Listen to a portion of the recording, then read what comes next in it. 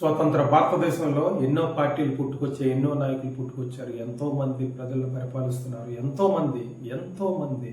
కానీ ఏ ఒక్కరు కూడా ప్రజలకు సుపరిపాలన అందించలేకపోతున్నారు. కారణం అవినీతి, దొంగ హామీలు.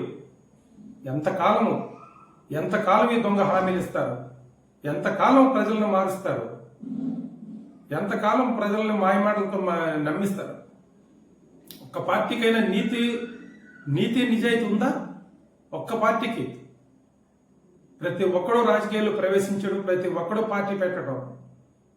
నేను ఎవరితో పొత్తు పెట్టుకోనని ఒకడంటాడు, నేను పొత్తు పెట్టుకోకపోతే గెలవనని ఒకడంటాడు. ఎందుకే మీకు రాజకీయాలు? ఎందుకు మీకు రాజకీయాలు? ఎంతకాలం మీ మాయమాటలతో ప్రజలు నమ్మిస్తారు? విద్యా వ్యవస్థ మొత్తం చెడిపోతుంది, ఆరోగ్య వ్యవస్థ మొత్తం చెడిపోతుంది. ఏం చేస్తున్నారు మీరు? నేను ఆశ చూపిస్తున్నాను. ఆంధ్రాస్ గవర్నమెంట్ మంచి లాభాల్లో ఉందని ఏ ఒక్క నాయకుడైనా, ఏ ఒక్క పార్టీ అయినా చూపిస్తుందా? ప్రతి పార్టీ కూడా వాడంత దోసాడు, వీడంత దోశ, మరి నువ్వెంత దోషిస్తున్నావు? వాడు దిగిన నువ్వు విమర్శిస్తున్నావు. రూలింగ్ చేసి దిగవాడిని నువ్వు విమర్శిస్తున్నావు. నీ రూలింగ్ అయిపోయిన తర్వాత దిగిన తర్వాత ఇంకొకటి విమర్శిస్తున్నాడు. వాడు రూలింగ్ అయిపోయిన తర్వాత వాడు మళ్ళీ వస్తాడు. ఇదంతా ప్రజల్లో వంచన చేయడం, మోసం చేయడం. ఎంతకాలం చేస్తారు? ఎంతకాలం ఇవి?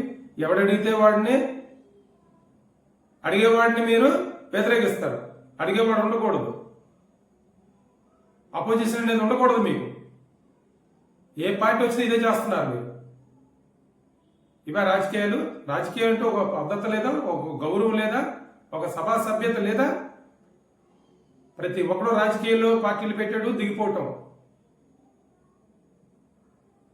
రాజకీయ పార్టీ పెట్టామంటే ప్రజల కోసం శ్రమించి ప్రజలకి మేలు జరగాలి, ₹1 అవినీతి లేకుండా పరిపాలించాలి. వాడు నాయకుడు అంటే. ఎందుకయ్యా మీరు ఒక ప్రెసిడెంట్ పెట్టుబడి ₹1 ఖర్చు పెడుతున్నాడు, ఒక కౌన్సిలర్ ₹1 ఖర్చు పెడుతున్నాడు, ఒక కార్పొరేటర్ ₹1 ఖర్చు పెడుతున్నాడు ఎలక్షన్ లో, ఒక ఎమ్మెల్యే ₹1 ఖర్చు పెడుతున్నాడు. మరి ఎంపీ, ముఖ్యమంత్రులు, మినిస్టర్లకు చెప్పనవసరం లేదు. వాళ్ళ ఆ స్థాయికి వెళ్ళే వ్యక్తులు ఎంత పెడుతున్నారు, ఎంత చేస్తున్నారు. మీరు ఎందుకు పెడుతున్నారు? వ్యాపారం, రాజకీయ వ్యాపారం చేస్తున్నారు మీరు. ఈ రాజకీయ వ్యాపారం ఎంతకాలం చేస్తారు మీరు? ప్రజలు ఇంకెంతకాలం మీరు దోచుకుంటారు?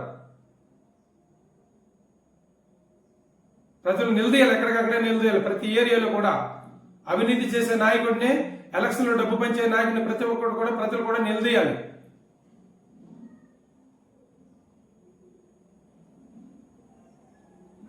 ఎంతమంది ప్రజలు మోసపోతున్నారు ఈరోజు? ఆ నాయకుడు వస్తాడు మేలు చేస్తాడు, ఈ నాయకుడు వస్తాడు మేలు చేస్తాడు. ఒక్కడు కూడా ఇంత ఆంధ్రదేశంలోని ఒక్కడే లేడయ్యా ఆంధ్రాన్ని కాపాడటానికి. ఎవడో ఒక నాయుడు పార్టీ పెట్టాడు, ఆయన కొద్దిగా పర్వాలేదంటే ఆయన ఇంకో దొంగ నాయకుడితో పొత్తు కలుపుకుంటాడు. ఇంకొంచెం వేరే నాయకుడు వస్తాడు, ఏదో పర్వాలేదంటే వాడు ఇంకొకటితో పొత్తు పెట్టుకుంటాడు. మరి అలాంటప్పుడు ఎందుకయ్యా? దొంగడు పరిపాలిస్తారు కదా, మీరెందుకు మళ్ళీను? ఎందుకు మీరు పార్టీలు పెట్టడం? ఇంతమందిని ప్రజలు భరించలేకపోతున్నారు. ఇంతమంది ఉపన్యాసాలు విని ప్రజలు మోసపోతున్నారు. ఎవరు నమ్మాలో అర్థం కావట్లేదు. మరి ఆ దొంగలు వదిలేయండి. ఏ దొంగలు? ఆ దొంగలను ఒప్పుకున్నారు, పెట్టుబడి పెడతారు, గెలిచిన తర్వాత మళ్ళీ సంపాదించుకుంటారు, మళ్ళీ పెట్టుబడి పెడతారు, మళ్ళీ గెలిచిన తర్వాత సంపాదించుకుంటారు. ఈ ఆంధ్రదేశం మాత్రం అప్పులో మునిగిపోతూనే ఉంటుంది. ఒక ఆంధ్రదేశం, ఒక అన్య రాష్ట్రాల్లో కూడా ఇదే పరిస్థితి నడుస్తుంది. ప్రజలకి మేలు చేద్దామని వచ్చినప్పుడు కూడా కీడు చేస్తుంటే ఇంకా ప్రజలు ఎవరు నమ్ముతారు?